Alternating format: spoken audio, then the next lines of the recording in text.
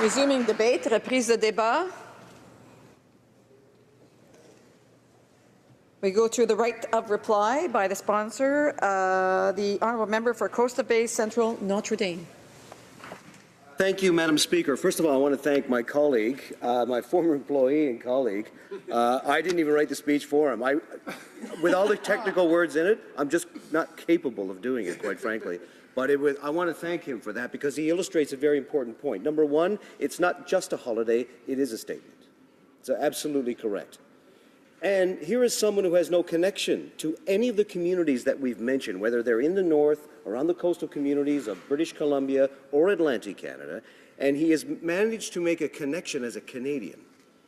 A Canadian, all Canadians, over 30 million of us, to look at Seal Products Day as a necessary thing. And I also want to thank the other colleagues, and I'd like to mention some of them.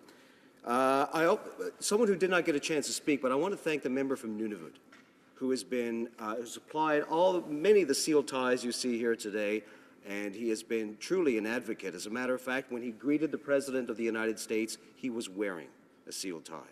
So I think that's probably the first that's ever happened to an American president. Hopefully not the last. To the member Dauphin Swan River Nipo, I want to thank him very much because he brought forward the argument of wildlife management. And I want to share a story with him that there was a gentleman, one of my predecessors, he was a member of Parliament for Bonavista. His name was Captain Morrissey Johnson. He captained a boat himself and then became a politician. He was on Front Page Challenge, this television show on CBC, as a guest about the seal harvest, the seal hunt. And they asked him, they said, well, what makes you so convinced that these seals are eating fish? And his response was, well, they're in the ocean. They're certainly not eating turnips. Which was a very illustrative point, I thought. It was pretty good. So I want to thank him for that and his vast experience in wildlife management. That certainly was educational. The member from Red Deer Lacombe, low incomes. Seal provide extra money for people with low incomes. Very true. He compared it to when Europeans who don't like the seal hunt and what it represents and the cruelty it represents and then eat foie gras. And I don't have to illustrate how foie gras is made. I probably shouldn't, or else we wouldn't eat supper. But I do support that industry as well. Anyway, let's go out South Okanagan, West Kootenay. I hope I got the writing right. He talked about the coast-to-coast connection, his family being from Brigus, Newfoundland, sealers themselves, and then on the West Coast with the Nunavut, I hope I pronounced that correctly, and my colleague from Labrador.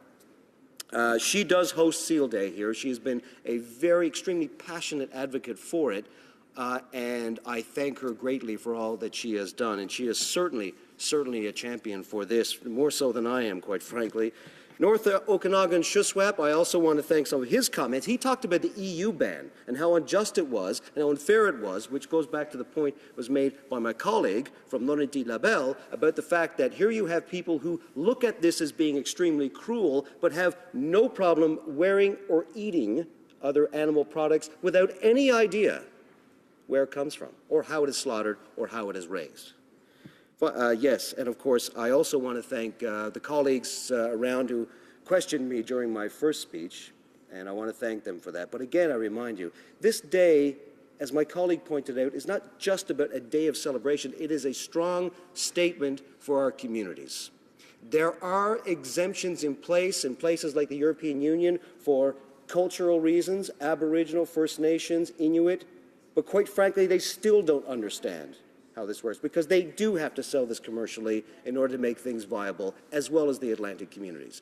So, all that being said, I want to thank the colleagues, all my colleagues in the House, for allowing me to bring this in. I want to thank Céline Havil-Payette, former senator, for being the genesis of this particular bill. It was my honor to bring it here. And I also want to thank the former member of Yukon as well, who also made a go at this and didn't quite work. But now we got it in the House for a vote, and let's hope this happens. So again, this bill, I stand here and vote for S-208 in the same way and in the same spirit I voted for C-501. And that is to protect our cultures tied around our wildlife and how we manage it and how we champion it as Canadians. Thank you, Madam Speaker.